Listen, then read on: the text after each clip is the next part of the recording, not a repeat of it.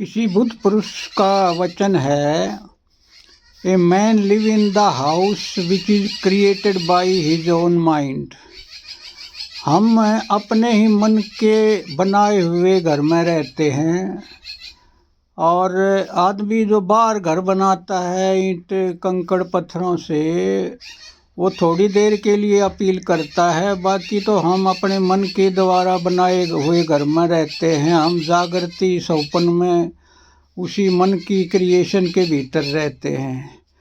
तो मित्रों, ये जो मैन है ये मन से ही बना है, मन की धातु से ही मैन बना है। मैन का अर्थ है जो मन के भीतर रहे, जो समय के भीतर रहे।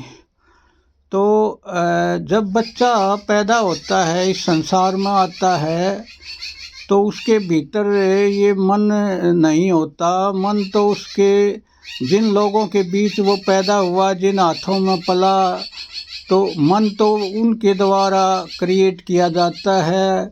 वो अपने मन की जो सारी जो गंदगी को उसमें इम्पोज कर देते हैं।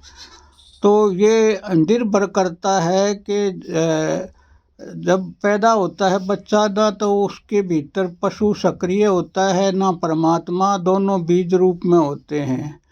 लेकिन जिस संगत से वो घिरा है, अगर वो पशुओं की वृत्तियों से जो मनुष्यों के बीच में वो पैदा हो जाता है, तो उसका पशु जागृत हो जाता है।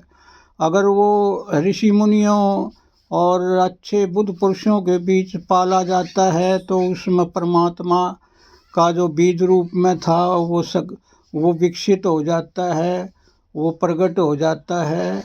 तो हमारे भीतर दोनों संभावनाएं हैं। हमारे भीतर पशु भी है और परमात्मा भी है। हम किसको जगाते हैं ये हम पर निर्भर है। तो मित्रों, जो पीड़ा होती है, जो दुख पा रहे हो, जो आप परेशानी में हो, जो आप डिप्रेशन में हो, तो समझ लेना कि आपका परमात्मा भी बीज रूप में ही है। आपका पशु जो है ना, वो सक्रिय हो गया है। तो आप उल्टा कर दो उसको, जो पशु जगाया है उस चक्रा को ट्रांसफॉर्म करो।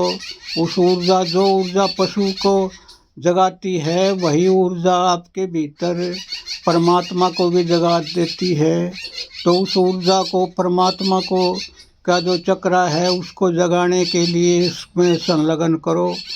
तो आपको पशु से जो ऊर्जा विड्रा हो जाएगी और वही ऊर्जा परमात्मा को विकसित कर देगी। जय हो, जय हो।